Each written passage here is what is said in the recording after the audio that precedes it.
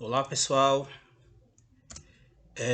aqui é Henrique, certo? Estou sem vídeo hoje, mas vamos continuar sem problemas. Eu vou explicar direitinho aqui. Gostaria que vocês prestassem atenção no mouse, né? No cursor do mouse, que eu vou orientando o que a gente vai ver. Então, olha só. Vamos estudar novamente geometria analítica, certo?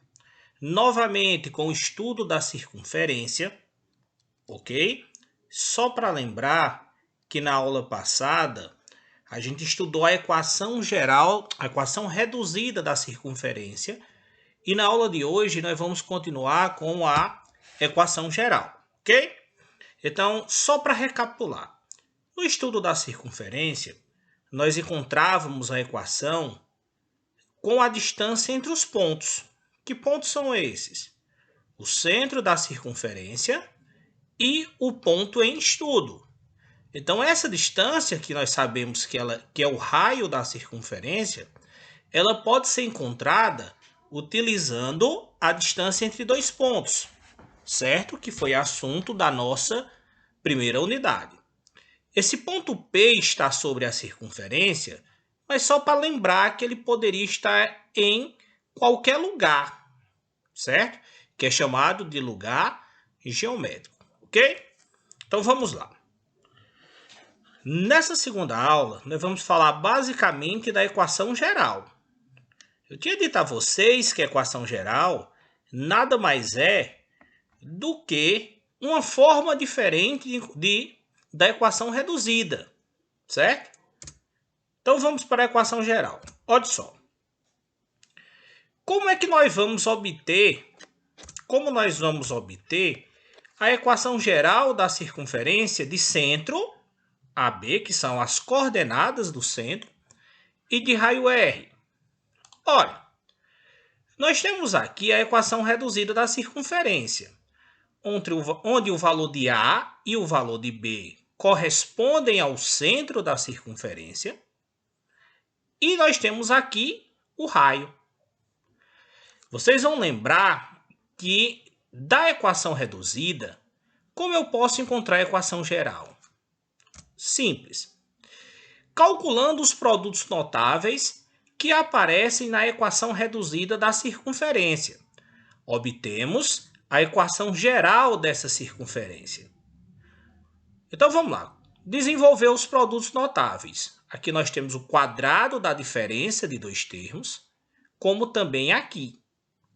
Só para lembrar, muita gente lembra como é que eu posso dizer? Usa a fórmula. Então, ó, quadrado do primeiro menos 2 vezes o primeiro vezes o segundo, tá aqui, ó, mais o quadrado do segundo. As pessoas que não lembrarem dessa fórmula, simplesmente ele pode fazer o quê? Qualquer número elevado ao quadrado é ele vezes ele mesmo, certo? Aí eu posso fazer a distributiva, ou seja, aquele chuveirinho que vocês estão cansados de ver na sala. Então, olha só, resolvo o produto notável da primeira equação, está aqui, ó. Resolvo o produto notável, o segundo produto notável, também está aqui, ok? Então, resumindo, como é que eu transformo a equação reduzida na equação geral? Calculando os produtos notáveis. A partir do momento que eu tenho os produtos notáveis resolvidos, eu vou simplesmente organizá-los. Primeiro, o x e o y que tem maior expoente, ok? Depois, os valores de x e de y. Por quê? Isso daqui nada mais é do que uma equação polinomial, certo? Então, para representar a equação polinomial, eu tenho que obedecer à ordem do expoente. Primeiro quem tem expoente 2, depois quem tem expoente 1, e depois o termo independente, que é o a ao quadrado, b ao quadrado e o r ao quadrado. E toda a equação, para ela ficar na forma geral, ela deve estar igual a zero. Vocês podem perguntar o seguinte: ô Henrique, como é que fica o primeiro ao quadrado, aqui x ao quadrado e y ao quadrado, mas não repete essa mesma definição para a e b? Simples, galerinha, ó. Esse a ao quadrado, b ao quadrado e r ao quadrado, na realidade, eles são valores correspondentes ao centro e o raio. Ou seja, eles não são as variáveis. Eles não vão mudar como os valores correspondentes ao eixo de x e ao eixo de y, certo? Então, para resumirmos o que vimos até aqui. Como é que eu encontro a equação geral? Eu posso pegar a equação reduzida, calculo os produtos notáveis e encontro a equação geral, ok? Então, a fórmula que nós vamos usar toda vez que falar em equação geral é essa daqui. Vamos lá. Para o estudo de circunferência, nós temos basicamente dois problemas. O primeiro dele, conhecendo-se as coordenadas do centro e a medida do raio, determinar a equação da circunferência. E o segundo problema, que é simplesmente voltar, fazer o contrário, que é por meio da equação da circunferência, determinar as coordenadas do centro e a medida do raio. Então, na realidade, esses dois problemas, ele é nada mais do que um problema só, que a gente vai fazer sentidos diferentes. O primeiro deles, que é conhecendo as coordenadas do centro e a medida do raio, determinar a equação da circunferência, nós falamos muito dele na primeira aula. Por favor, vocês lembrem que nos exemplos da primeira aula, a gente determinava a distância entre o centro e o ponto, ou ele dava as extremidades da circunferência, e a gente encontrava o ponto médio, que é o centro da circunferência. Então, esse primeiro problema, a gente já deu uma estudada bem legal na primeira aula. E o segundo problema é que, por meio da equação da circunferência, determinar as coordenadas do centro e a medida do raio. Ou seja, para resolver esse segundo problema, eu já tenho que ter a equação da circunferência e, em cima dessa equação, encontrar os valores solicitados, que nada mais é do que o centro e o raio. Vamos usar essa equação aqui, certo? Para fazermos essa comparação, esse exemplo, ok? Então, vamos lá. Um procedimento para determinar o raio e as coordenadas do centro dessa circunferência é comparar sua equação com a forma genérica. Forma genérica, pessoal, nada mais é do que a fórmulazinha que a gente acabou de montar, tá certo?